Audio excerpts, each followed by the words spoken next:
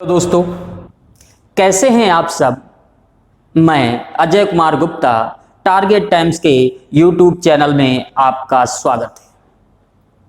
आज हम बात करेंगे अनुपात समानुपात के जुड़े हुए क्वेश्चन। देखते हैं यहाँ पे कैसे कैसे क्वेश्चन एग्जामिनर पूछता है।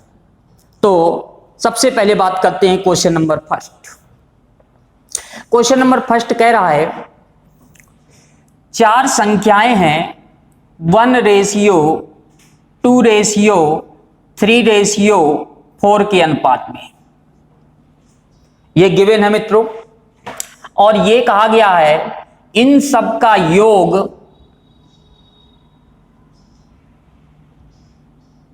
16 है। तो आपसे कहा गया है छोटी संख्या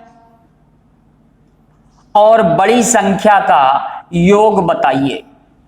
छोटी संख्या और बड़ी संख्या का योग बताइए। पिछले लेक्चर में मैंने बताया था जो अनुपात में दिया है उसको x का रूप भी दे सकते हैं, या इसको ये भी कह सकते हैं यूनिट शब्द का इस्तेमाल भी कर सकते हैं। देखते हैं दोस्तों, मैंने कहा यहां पे क्वेश्चन में दिया गया है ये चार संख्याएं हैं और इनका योग है 16। छोटी संख्या और बड़ी संख्या का योग पूछा गया है।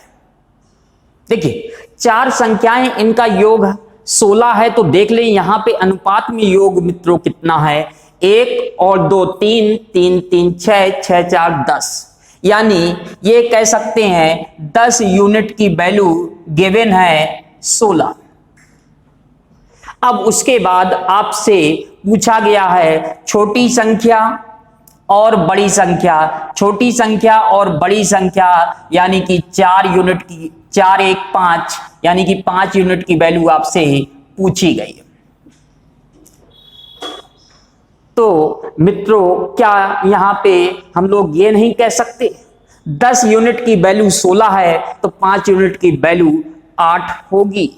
जस्ट हाफ है। 10 यूनिट की वैल्यू मित्रों 16 है, तो क्या कहेंगे मित्रों 5 यूनिट की वैल्यू कितनी होगी मित्रों 8 होगी। यही इसका आंसर होगा। देखिए यहां पे प्रयास करिएगा ज्यादा हमको कलम ना चलाना पड़े। कुछ ऐसे क्वेश्चन पूछे जाते हैं जिनको आप लोग ओरल सॉल्व कर सकते हो। ये बताइएगा, ये चार संख्याएं दी हैं 1:2:3:4, इनको जोड़ेंगे तो 10 आएगा, यानी कि 10 यूनिट की वैल्यू 16 दी गई है। तो आप कह सकते हैं यहां पे 5 यूनिट की वैल्यू मित्रों क्या होगी 8, क्योंकि छोटी संख्या 1 अनुपात में है और बड़ी संख्या 4 अनुपात में, यानी कि 4 1 5। 5 यूनिट की वैल्यू मित्रों क्या होगी 8। अब हम देखते हैं अगला क्वेश्चन। अगले क्वेश्चन को समझते हैं। अगले क्वेश्चन में कहा गया है x बराबर 1/3y। मित्रों क्या दिया गया है, x बराबर 1/3y, और इसके बाद दिया है y बराबर 1/2z। आपसे पूछा गया है x/y/z का अनुपात क्या होगा। तो ध्यान दीजिएगा यहां पे जो कंडीशन दी गई है x बराबर 1/3y, ऐसा करें एक साइड x और y का रूप दे दें और अदर साइड संख्या का रूप दे दें। देखते हैं, यानी कि x/y बराबर 1/3। इसी प्रकार y/z बराबर 1/2। याद होगा पिछले लेक्चर में कैसे मैंने आपको बताया था यहां पे रेशियो को बैलेंस करते हैं, उसको एक बार फिर समझते हैं। देखिए मैंने कहा था एक्स वाई एक्स वाई लिख लीजिए और वाई के नीचे वाई को रख लीजिए और जेड को आगे मित्रों बढ़ा दीजिए। एक कैलकुलेशन बताया था यहां पे, एक बार और देख सकते हैं हम लोग कैसे। देखिए, एक का मल्टीप्लाई एक से तो एक प्राप्त होगा, और एक का मल्टीप्लाई 3 से तो 3 प्राप्त होगा, और 3 का मल्टीप्लाई 2 से 6 प्राप्त होगा। यही इसका आंसर होगा। आंसर क्या होगा मित्रों? 1:3:6। कैसे इस क्वेश्चन को सॉल्व किया गया है याद रखिएगा। अब हम लोग देखते हैं अगला क्वेश्चन। अगले क्वेश्चन में क्या कहा गया है समझते हैं। अगले क्वेश्चन में कहा गया है दो संख्याएं हैं 3:8 के अनुपात में और उनका अंतर है 115। मित्रों क्या दिया है? दो संख्याएं दी हैं 3:8 के अनुपात में और इनका अंतर क्या है मित्रों? 115 है। तो आपसे छोटी संख्या पूछी गई, कैसे सॉल्व करें? यह क्वेश्चन है बेहद आसान, आपको कलम चलाने की जरूरत नहीं है। कैसे हम लोग सॉल्व करेंगे ये बताइएगा। जब डिफरेंस 115 दिया है तो हम भी देख लें अनुपात का डिफरेंस क्या है। ये बताइएगा 3:8 के अनुपात में संख्याएं हैं तो हम लोग कह सकते हैं इनका डिफरेंस कितना होगा मित्रों? 5 होगा। डिफरेंस कितना होगा? 5 अनुपात में होगा। तो ये बताइएगा इस 5 यूनिट को 115 नहीं कह सकते। इस 5 यूनिट को 115 नहीं कह सकते, कह सकते। अब उसके बाद एक यूनिट की वैल्यू निकाल लीजिए 115/5 और ये आ जाएगा 23। एक यूनिट बराबर 23। आपसे कहा गया है छोटी संख्या बताइए, तो ये बताइएगा मित्रों छोटी संख्या किस अनुपात में है? 3 यूनिट में। तो एक यूनिट बराबर अगर 23 है तो 3 यूनिट बराबर क्या कहेंगे मित्रों? 23 × 3 यानी कि 69। उम्मीद करता हूं आप सब समझ गए होंगे। एक एक पॉइंट इसको फिर से रिपीट कर दें। मैंने कहा दो संख्याएं 3:8 के अनुपात में दी गई हैं और इनका डिफरेंस है 115। तो अनुपात में जो संख्याएं दी हैं उनका डिफरेंस है 5, यानी कि 5 यूनिट बराबर 115। तो कह सकते हैं एक यूनिट बराबर 23। अगर एक यूनिट बराबर 23 निकल आया, उसके बाद आपसे कुछ भी पूछा जाए उसका अनुपात देख लीजिए।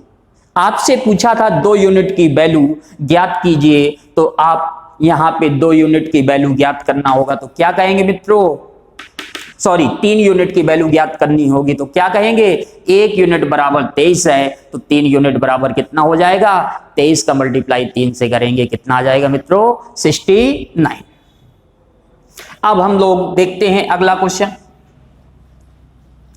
अगले क्वेश्चन में क्या कहा गया समझते हैं। अगले क्वेश्चन में कहा गया है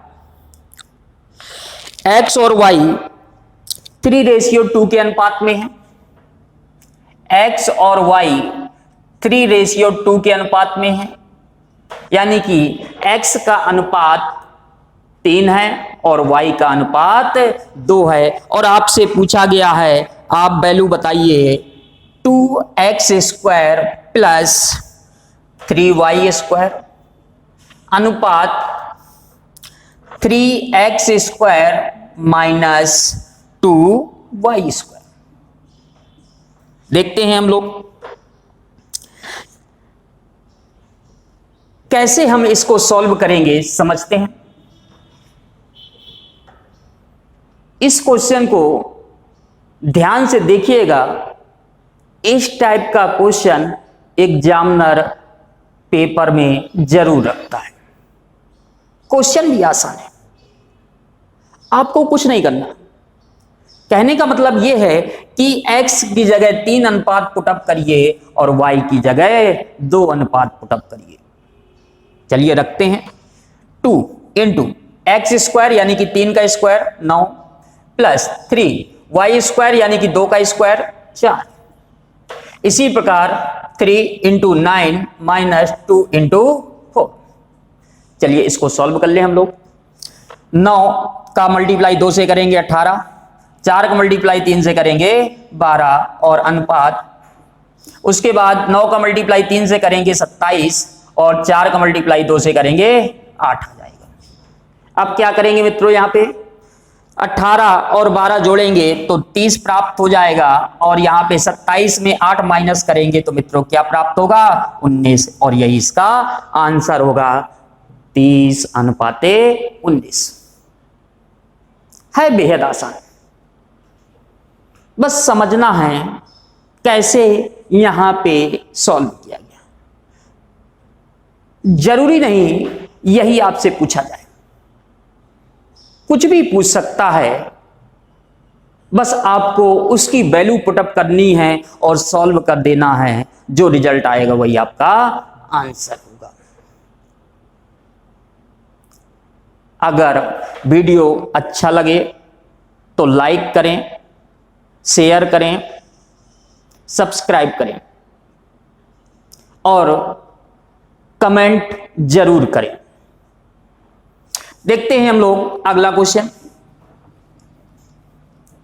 अगले क्वेश्चन को समझते हैं क्या कहा गया।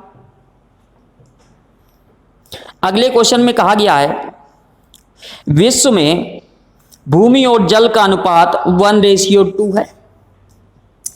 विश्व में भूमि और जल का अनुपात मित्रों क्या दिया गया है, 1:2। ठीक है। उसके बाद कहा गया है आपसे उत्तरी गोलार्ध में भूमि और जल का अनुपात 2:3 है।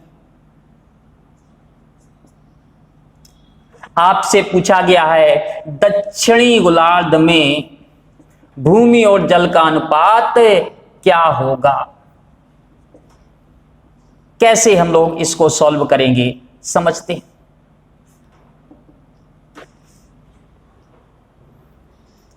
देखिए इसको लगाने से पहले हम लोग समझते हैं यहां पे जो दिया गया है विश्व में, इसका मतलब क्या है। यहां पे विश्व में यहां पे भूमि 1 अनुपात में होगी और जल कितने अनुपात में होगा मित्रों, 2 अनुपात में होगा, 1:2 के अनुपात में होगा। अब विश्व की बात हो रही है और यहां पे उत्तरी गोलार्ध और दक्षिणी गोलार्ध की बात कर रहा है। इसका मतलब यहां पे 2 बराबर बराबर भागों में बांटा गया है। कैसे इसको हम लोग सॉल्व करेंगे तो देख लेते हैं। पहले एक ये देख सकते हैं यहां पे विश्व के बारे में, और ये जानते होंगे ज्योग्राफी में भी आप लोगों ने पढ़ा होगा, यहां पे विषुवत रेखा, ये विषुवत रेखा 2 बराबर भागों में बांटेगा, एक उत्तरी गोलार्ध और दूसरा दक्षिणी गोलार्ध। यानी कहने का मतलब क्या है, अगर 1 अनुपात में भूमि है 2 अनुपात में जल है तो कुल क्या कहेंगे, 3 अनुपात, यानी कि दोनों को जोड़ देंगे। अब 3 अनुपात में हैं और आधा आधा बांटना है तो कह सकते हैं 1.5 उत्तरी गोलार्ध को देंगे और 1.5 दक्षिणी गोलार्ध को देंगे।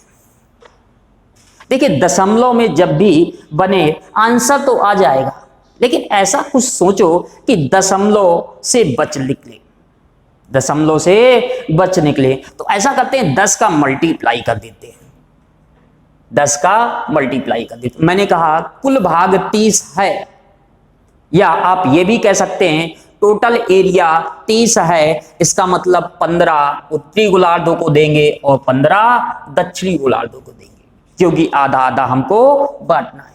अब ये देख ले 15 को जो 2 और 3 अनुपात में बांटा है, इसको कैसे, देखिएगा 15 को 2 3 में बांटना है,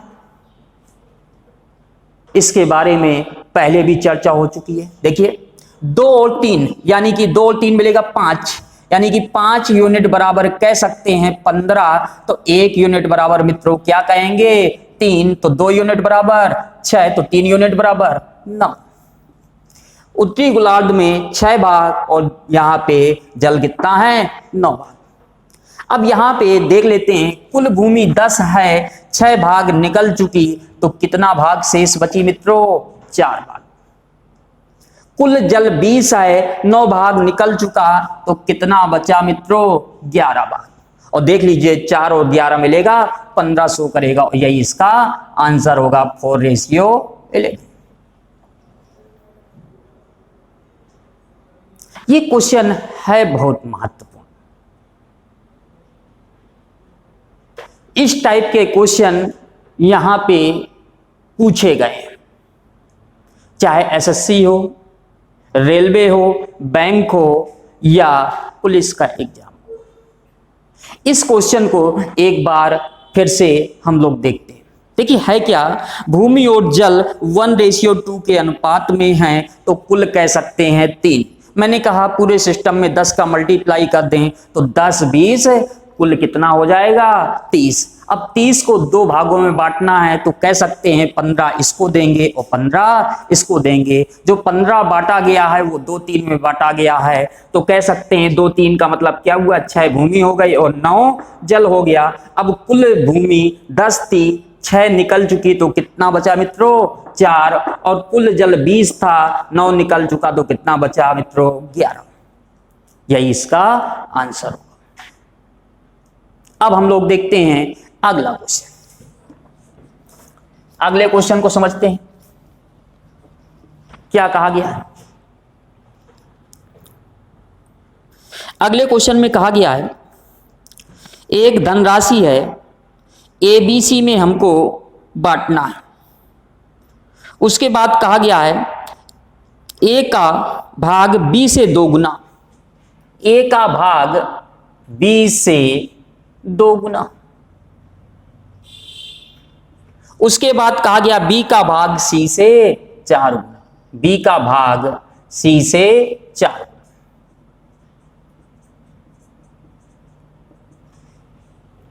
क्वेश्चन में कहा गया है ए बी सी का अनुपात बताइए। कैसे सॉल्व करेंगे, पहले तो ये जान लीजिए ये जो स्टेटमेंट लिखा है इसको हम लोग कैसे रिप्रेजेंट करेंगे। ये जो लिखा है इसको याद रखिएगा, यहां पे जो ए है बी से 2 गुना है, तो बी को जिस पे से शब्द लगा है अनुपात की बात हो रही है, तो 1 लेट कर लीजिए। बी को अगर 1 मिला है तो 1 का मित्रों कितना मिला होगा भाग 2 मिला होगा। इसका मतलब क्या हुआ 2:1। अब दूसरा जो स्टेटमेंट कहा गया, दूसरे स्टेटमेंट में कहा गया है बी को सी का 4 गुना मिला, बी को सी का 4 गुना मिला। इसका मतलब क्या है, यहां पे सी को अगर 1 मिला है तो बी को कितना मिला होगा 4 मिला होगा।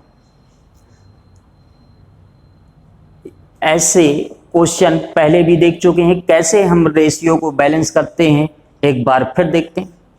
मैंने कहा था ए बी लिख लीजिए, बी के नीचे बी को लिख लीजिए और सी को आगे बढ़ा दीजिए। और याद करिए कैलकुलेशन कैसे बताया था मैंने, इसका मल्टीप्लाई इससे करेंगे 8 बनेगा, और इसका मल्टीप्लाई इससे करेंगे 4 बनेगा, और इसका मल्टीप्लाई इससे करेंगे 1 बनेगा। यही इसका आंसर होगा 8:4:1। देख सकते हैं यहाँ पे 8:4:1, यही है एबीसी का अनुपात। शब्दों को समझना है, क्वेश्चन कोई कठिन नहीं होता है, उसको पहले समझिए। अगर क्वेश्चन समझ गए तो फिर हल करना आसान है। अब हम लोग देखते हैं अगला क्वेश्चन। अगले क्वेश्चन को समझते हैं। अगले क्वेश्चन में क्या कहा गया,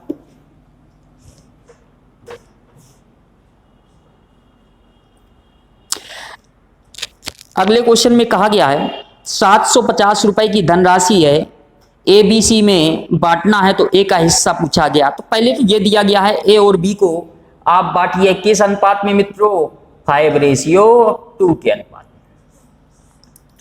फिर उसके बाद बी और सी को 7 और 13 के अनुपात में बांटना है, बी और सी को 7:13 के अनुपात में बांटना है।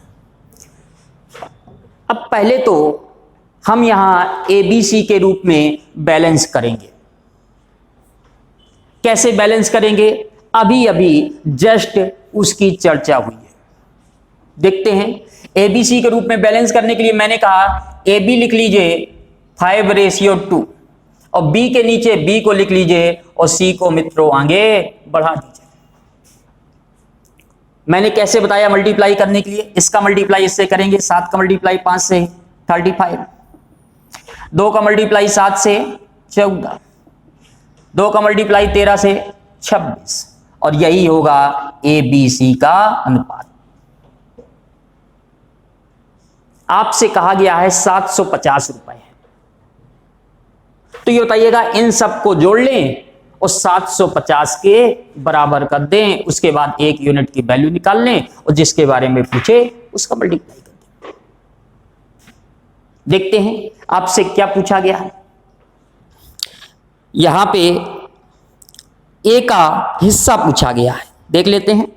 तो आप ये बताइएगा इन सबको जोड़ लें, 26 और 14 मिलेगा कितना बनेगा मित्रों, 40 और 40 और 35 मिलेगा 75। ये तो बहुत आसान हो गया, यानी कि 75 यूनिट बराबर कह सकते हैं 750।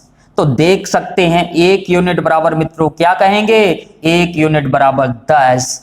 आपसे पूछा है ए की वैल्यू बताइए, तो ए की वैल्यू है कितनी मित्रों, ए की वैल्यू है 35 यूनिट। तो आप कह सकते हैं 1 यूनिट बराबर 10 है, तो 35 यूनिट बराबर मित्रों क्या कहेंगे, 350 रुपए।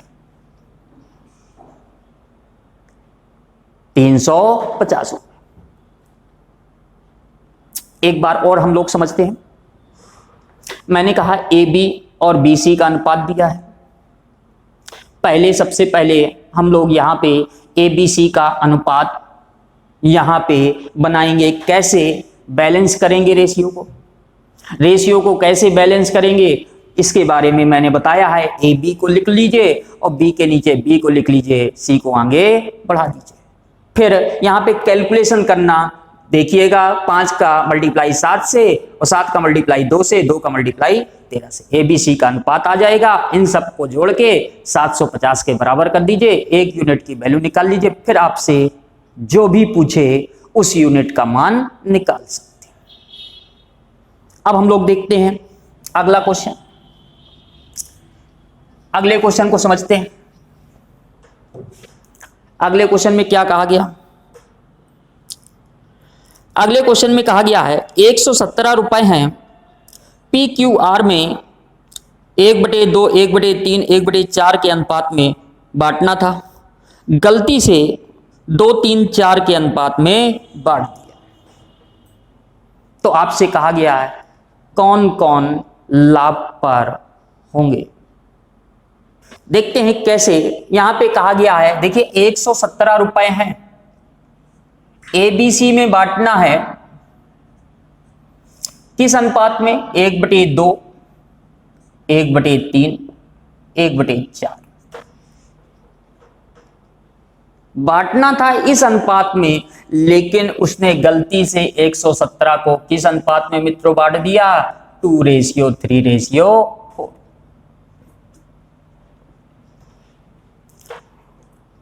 पहले हम इसकी चर्चा करें। यहां पे कैसे प्रत्येक का हिस्सा निकालेंगे, तो ऐसे तो बांट नहीं पाएंगे,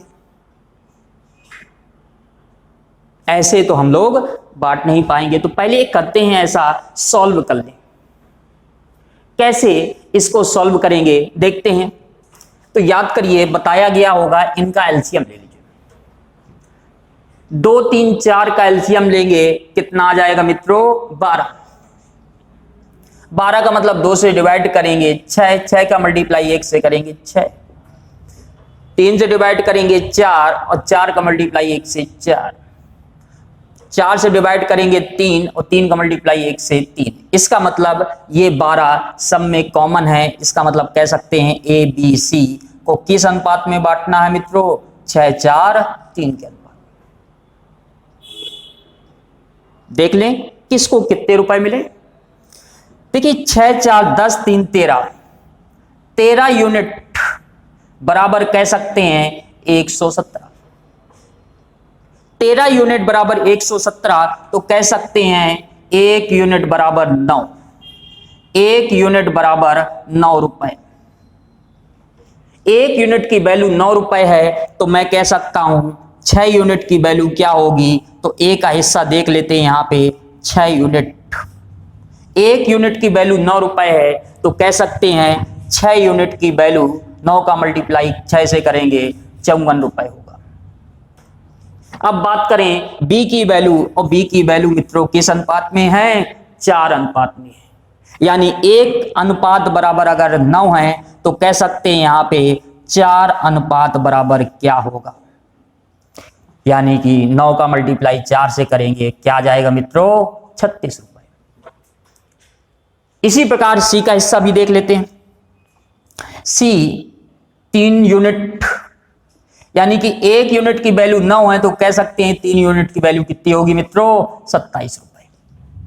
यानी कि ए को देना चाहिए था 54, बी को देना चाहिए था 36 और सी को देना चाहिए था 27। अब देख लेते हैं यहां पे इधर किस अनुपात में बांट दिया। यानी कि कह सकते हैं 4 3 7 2 9, यानी कह सकते हैं 9 यूनिट बराबर 117 तो कह सकते हैं 1 यूनिट बराबर मित्रों 30। 1 यूनिट की वैल्यू कितनी आ जाएगी मित्रों? 13। अगर 1 यूनिट की वैल्यू 13 आ गई तो यहां पे 1 का मान निकाल सकते हैं। 1 किस अनुपात में है मित्रों? 2 यूनिट। 1 यूनिट की वैल्यू 13 रुपए है तो 2 यूनिट की वैल्यू मित्रों कितनी होगी? 26 रुपए। फिर देखते हैं बी के बारे में। 3 यूनिट की वैल्यू, यानी कि 1 यूनिट की वैल्यू अगर 13 रुपए है तो 3 यूनिट की वैल्यू क्या होगी? 39 रुपए।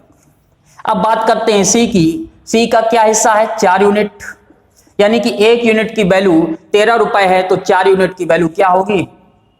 52 रुपए। क्या होगी मित्रों? 52 रुपए। अब यहां पे देखते हैं कौन कौन व्यक्ति लाभ के पद में है। ये बताइएगा, ए को मिलना चाहिए था 54 और मिले ए को कितना? 26। लाभ तो नहीं कहेंगे मित्रों, लाभ तो नहीं कहेंगे। लाभ कब कहेंगे? जब ज्यादा होगा। देखिए बी को मिलना था 36 और मिल गया 39, सी को मिलना चाहिए था 27 मिल गया 52। तो कौन कौन लाभ के पद पर है? बी और सी। कौन कौन है लाभ के पद पर? बी और सी। इसका आंसर क्या होगा मित्रों? बी और सी। या इधर पी क्यू आर भी कह सकते हैं हम लोग। जो भी हो, नाम से उस पर कोई इफेक्ट नहीं पड़ता। चाहे पी क्यू आर कहें चाहे एबीसी कहें, कोई भी नाम दे दें, राम श्याम मोहन, उससे कोई फर्क नहीं पड़ता। बस इसको समझना है कैसे इसको लगाया गया है। यानी कि पहले जो अनुपात में दिया था, यहां पे जो फ्रैक्शन में दिया था उसको नंबर में कन्वर्ट करेंगे, फिर उसको रुपए में बांटेंगे, फिर उसके बाद प्रत्येक का हिस्सा ज्ञात कर लेंगे और यहां पे देख लेंगे जिसको ज्यादा रुपए मिले होंगे पहले की तुलना में तो कहेंगे लाभ के पद पर। क्वेश्चन को लगाना बहुत आसान है। इस क्वेश्चन को याद रखिएगा या अपनी कॉपी में नोट डाउन भी कर सकते हैं। यह क्वेश्चन है बहुत महत्वपूर्ण। यहां पे एक एक पॉइंट समझ सकते हैं। चलिए अब देखते हैं हम लोग अगला क्वेश्चन। अगले क्वेश्चन को समझते हैं। अगले क्वेश्चन में क्या कहा गया है? कहा गया है 738 रुपए हैं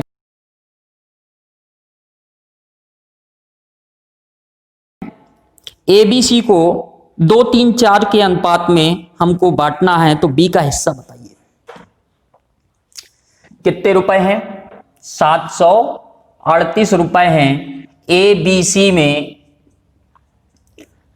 2:3:4 के अनुपात में बांटना है, तो आपसे पूछा गया बी का हिस्सा बताइए। यह भी आसान है मित्रों। क्या करेंगे, जो अनुपात में दिया है इन सबको जोड़ के 738 के बराबर कर लेंगे, 1 यूनिट की वैल्यू ज्ञात करेंगे, बी का हिस्सा देख लेंगे और जो आएगा आंसर होगा। तो देखते हैं, देखिए 2 और 3 5 और 5 4 9, यानी कह सकते हैं 9 यूनिट बराबर 738 रुपए, यानी कि 9 यूनिट की वैल्यू 738 है। तो 1 यूनिट की वैल्यू हम लोग फाइंड आउट करेंगे। ये बताइएगा 9 से डिवाइड करेंगे 72 और ये 82, यानी कि क्या आ जाएगा मित्रों? 1 यूनिट बराबर 82। अब 1 यूनिट की वैल्यू 82 आ गई। आपसे पूछा बी का हिस्सा, तो देख सकते हैं बी का हिस्सा मित्रों किस अनुपात में है? 3 अनुपात में। 1 यूनिट बराबर 82 है, तो 3 यूनिट बराबर क्या कहेंगे मित्रों? यहां पे 82 इंटू 3, यानी कि ये आ जाएगा 246 रुपए। क्या आ जाएगा मित्रों? 246। समझ सकते हैं, यहां पे है बेहद आसान। क्वेश्चन कोई कठिन नहीं होता, बस एक बार समझ में आ गया, उसके बाद कैलकुलेशन आपका जिम्मेदार है। कई स्टूडेंट कैलकुलेशन में ही मात खा जाते हैं। आप चाहते हैं मैथ्स में परफेक्ट बनना, तो उसके लिए कैलकुलेशन डेली आप लोग करते रहिए। टेबल याद करिए, स्क्वायर याद करिए, स्क्वायर रूट निकालना, क्यूब रूट, क्यूब निकालना, कहीं ना कहीं एक दूसरे से जुड़ा हुआ है। डेली के शेड्यूल में पढ़ते रहिए। अब हम लोग बात करते हैं अगले क्वेश्चन की। अगले क्वेश्चन में क्या कहा गया है मित्रों, समझते हैं। अगले क्वेश्चन में कहा गया है ए और बी की इनकम का अनुपात है 5:6।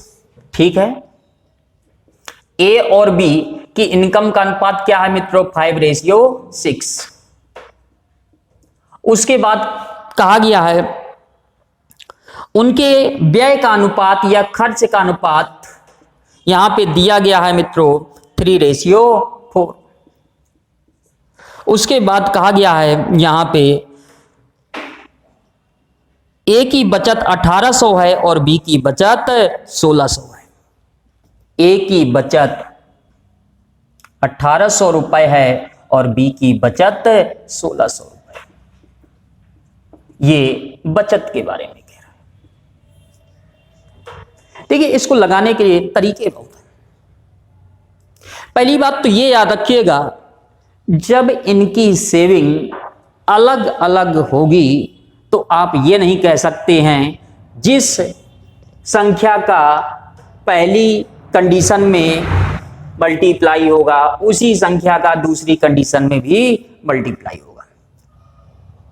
हां, अगर यहां पे बचत बराबर होती तो हम कह सकते थे, क्योंकि ऐसा तो नहीं कहेंगे हम लोग कि 5 रुपए उसकी इनकम थी और 3 रुपए यहां पे खर्च कर दिया तो 2 बचत हो गई। अब कहेंगे 6 रुपए इनकम थी, 4 रुपए खर्च कर दिया तो 1 बचत हो गई। नहीं, क्योंकि यहां पे ये नहीं कह सकते हैं कि 5 और 6 वाले में अगर 10 का मल्टीप्लाई है तो 3 और 4 वाले में भी 10 का मल्टीप्लाई होगा। हां, ये कह सकते हैं इनकम का अनुपात 5x और 6x है और उनके खर्च का अनुपात 3y और 4y है। 2 इक्वेशन बना लीजिए, सॉल्व कर लीजिए, आंसर आ जाएगा। लेकिन ऐसे सॉल्व करना कठिन हो जाता है। तो मैं तो पहले एक फॉर्मेट यहां पे बना के आपको बता दूं कैसे हम लोगों को फॉर्मेट पे पुटअप करना है। एक चीज याद रखिएगा, ये फॉर्मेट है आपके पास आय माइनस बचत बराबर खर्च। इस फॉर्मेट को याद रखिएगा और देखिएगा क्वेश्चन बेहद आसान हो जाएगा। सबसे पहले हम लोग क्या करेंगे, जो आय का अनुपात है उस पर x का रूप दे देंगे। जो आय का अनुपात है उस पर x का रूप दे देंगे। कैसे मित्रों, समझते हैं। यहां पे मैंने कहा उसकी इनकम 5x और 6x है और इस फॉर्मेट पे हमको रखना है, तो कैसे रखेंगे देखिएगा मित्रों, वो भी अंश और हर के रूप में। ए कह रहा मेरी इनकम 5x है और मेरी बचत 1800 है। इसी तरह बी कह रहा है मेरी इनकम 6x है और मेरी बचत 1600 रुपए। और यहाँ पे ये जो आएगा खर्च का अनुपात आएगा या व्यय का अनुपात आएगा, क्या आएगा मित्रों, 3:4 या 3/4। इसको सॉल्व करना भली बात जानते हैं। क्रॉस मल्टीप्लाई देख लेते हैं। 4 का मल्टीप्लाई इधर करेंगे मित्रों, तो 4 का मल्टीप्लाई 5 से करेंगे, क्या आ जाएगा 20x, माइनस 18 का मल्टीप्लाई 4 से करेंगे यानी कि 7200 बराबर। यहां पे देखिएगा 3 का मल्टीप्लाई 6 से करेंगे, क्या आ जाएगा 18x। और ये बताइएगा 16 का मल्टीप्लाई 3 से करेंगे मित्रों, क्या आ जाएगा यहाँ पे 4800। ऐसा करते हैं, एक साइड x का रूप दे देते हैं और अदर साइड संख्या का रूप दे देते हैं। ये बताइएगा 18 20 के पास आएगा यानी कि क्या बचेगा 2x और 72 साइड चेंज होगी, साइन बदल जाएगा यानी कि 48 72 का कितना डिफरेंस हो जाएगा मित्रों 2400। यानी कि x बराबर क्या कह सकते हैं 1200 रुपए। अगर x बराबर 1200, चाहे आप ए के बारे में पूछे चाहे बी के बारे में पूछे, अभी फिलहाल हमसे बी के बारे में पूछा गया है और बी के बारे में क्या है मित्रों यहाँ पे 6x यानी कि 1200 का मल्टीप्लाई किससे करेंगे 6 से और आंसर आ जाएगा क्या मित्रों 7200। यही इसका आंसर होगा। इसको देखिए, इसको हम लोग दूसरे ढंग से कैसे सॉल्व करेंगे, या इसी को एक बार और मैं बता दूं क्या है फॉर्मेट। बस जब यहां पे बचत अलग अलग दी हो तो इस फॉर्मेट को ध्यान रखिएगा, आय माइनस बचत बराबर खर्च, और ये अनुपात के रूप में शुरू करेंगे। आय पर x का रूप दे दीजिएगा। आय पर मित्रों किसका रूप देंगे x का रूप देंगे। कैसे, मैंने कहा a और b की आय किस अनुपात में थी 5:6, तो क्या कहेंगे यहां पे a और b की आय का अनुपात 5x और 6x, ये आय का अनुपात है। अब उसके बाद देखते हैं यहां पे इन लोगों ने सेविंग कितनी कितनी की थी, तो ए कह रहा था मेरी सेविंग थी 1800 रुपए और बी कह रहा था मेरी सेविंग 1600 रुपए थी। और उसके बाद यहां पे खर्च का अनुपात कितना है मित्रों 3:4। चलिए इस फॉर्मेट पे रखिएगा। देखिए एक बार फिर बता दें, यहां पे क्या कहेंगे मित्रों 5x और फिर क्या कहेंगे माइनस 1800। इसी प्रकार बी के बारे में क्या कहेंगे मित्रों 6x माइनस 1600 बराबर 3/4। और ये भली बात जानते हैं, इसके पहले भी बताया है, x बराबर यहां से कितना निकला था मित्रों 1200। x बराबर 1200। बी के बारे में पूछा है तो बी की इनकम क्या है मित्रों 6x यानी कि 6 × 1200, तो क्या कहेंगे 7200।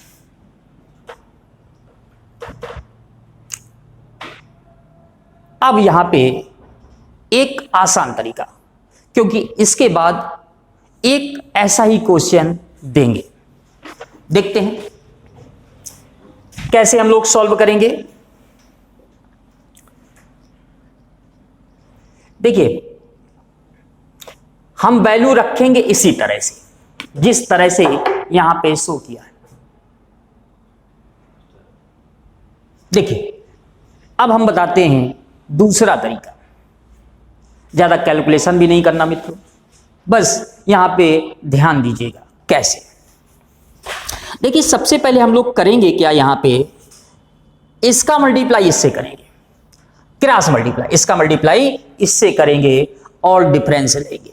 यानी कि 5 का मल्टीप्लाई 4 से करेंगे 20 आएगा, और 6 का मल्टीप्लाई 3 से करेंगे 18 आएगा। तो डिफरेंस मित्रों क्या आ गया? 2x। एक शब्द याद रखना, डिफरेंस, अंतर। इसी प्रकार हम लोग क्या करेंगे, इसका मल्टीप्लाई इससे करेंगे, इसका मल्टीप्लाई इससे करेंगे। 18 का मल्टीप्लाई 4 से करेंगे 72, और 3 का मल्टीप्लाई 16 से करेंगे 48। तो देख सकते हैं 72 और 48 का डिफरेंस मित्रों क्या है? 24। यानी कि 2x बराबर 24, तो x बराबर 1200। उसके बाद a पूछे तो बता सकते हैं और b पूछे तो बता सकते हैं। फिलहाल आपसे पूछा था b की इनकम क्या है, तो b की इनकम क्या है मित्रों? 6x। x बराबर 1200, तो 6x बराबर 7200। आंसर क्या होगा? 7200। याद रखिएगा, क्वेश्चन है बहुत महत्वपूर्ण। इस टाइप के क्वेश्चन रेलवे हो, एसएससी हो, बैंक हो, पुलिस हो, जरूर पूछता है। तो आप लोग भी इसको समझ लेना कैसे सॉल्व किया गया, क्योंकि एक एक क्वेश्चन की महत्वपूर्ण भूमिका है। आइए हम लोग इस टाइप का एक क्वेश्चन और देखते हैं, समझते हैं। देखिए क्वेश्चन में क्या कहा गया था। क्वेश्चन में कहा गया 2 व्यक्ति हैं, उनकी आय का अनुपात 5:3 है। ओके, तो हम लोग क्या कहेंगे? मैंने बताया था आय पे x का रूप दे दीजिए, तो कहेंगे a की इनकम 5x और b की इनकम 3x है। 2 व्यक्ति नाम भी दे सकते हो, उससे कोई इफेक्ट नहीं पड़ता। उसके बाद कहा गया है उनकी बचत 1300 रुपए और 900 रुपए, ये बचत दी गई है। उसके बाद कहा गया है यहां पे उनके खर्च का अनुपात क्या है मित्रों? खर्च का अनुपात दिया गया है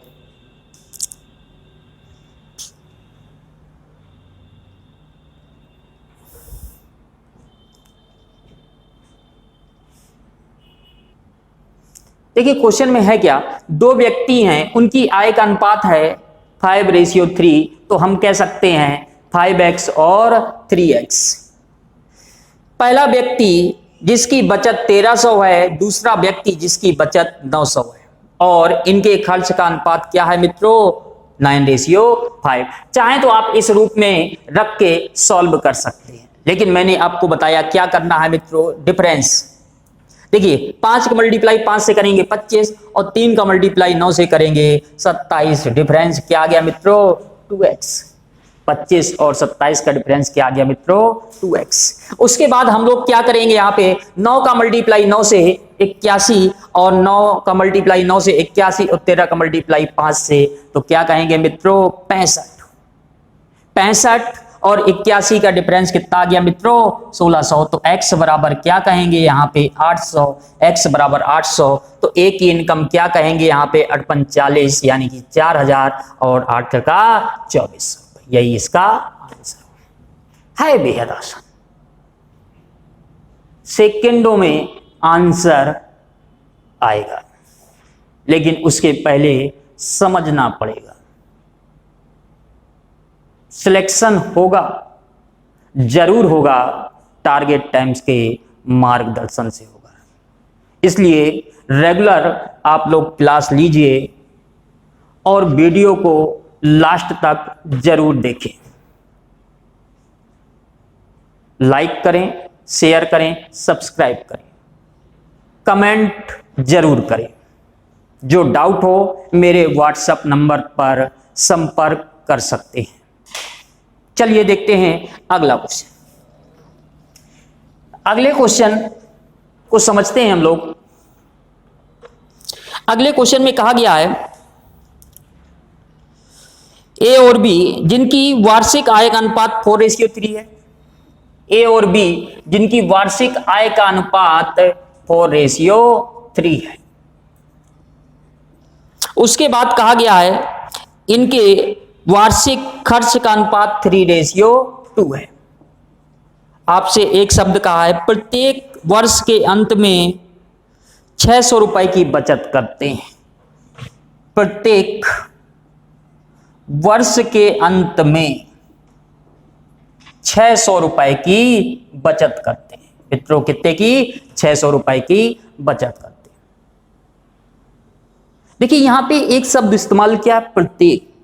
इसका मतलब क्या है? अगर ए की बचत 600 है तो बी की बचत भी 600 होगी। अब ये क्वेश्चन हो गया बहुत आसान। कहने का मतलब यहां पे आय और खर्च का जो डिफरेंस है दोनों जगह बराबर है, कोई दिक्कत नहीं होगी। देखिए ए कहता है मेरी इनकम 4 अनुपात में है और ए कहता है मेरा खर्च 3 अनुपात में है, तो आप कह सकते हैं डिफरेंस कितना आया मित्रों? 1 आया। इसी प्रकार बी कहता है 3 अनुपात और 2 अनुपात, तो डिफरेंस क्या आया? 1 अनुपात। तो इसी डिफरेंस को ही हम लोग कहेंगे 1 यूनिट, चाहे ए से रिप्रेजेंट करो चाहे बी से रिप्रेजेंट। 1 यूनिट यही बताएगा किसको? 600 रुपए को। 1 यूनिट किसको बताएगा? 600 रुपए को। क्योंकि हम ये भी कह सकते हैं आय माइनस खर्च बराबर बचत। ये भी कह सकते हैं आय माइनस खर्च बराबर बचत। 1 यूनिट बराबर 600। अब आपसे चाहे ए पूछे चाहे बी पूछे, अगर ए कहता है तो ये बताइएगा ए किस अनुपात में उसकी आय है? 4 अनुपात। तो ए की आय 4 अनुपात में है, तो 4 यूनिट बराबर मित्रों क्या कहेंगे? 600 इंटू 4 यानी कि 24। बी के बारे में क्या कहेंगे? 3 यूनिट। 1 यूनिट बराबर 600, तो 3 यूनिट बराबर मित्रों क्या कहेंगे? 600 इंटू 3 यानी कि 1800। है बेहद आसान, ये लिखने की आवश्यकता नहीं है। इस क्वेश्चन को ऐसे ओरल कर सकते हैं। 1 का डिफरेंस देखा, 1 का डिफरेंस यानी कि 1 बराबर 600, 4 बराबर 2400, 1 बराबर 600, 3 बराबर 1800। एक और क्वेश्चन है बिल्कुल सेम टू सेम, बस डिजिट चेंज है। देखते हैं कैसे।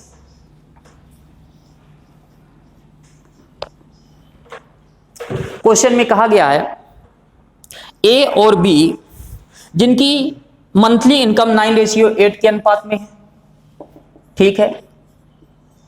उसके बाद कहा गया है क्वेश्चन में उनके खर्च का अनुपात 8:7 है।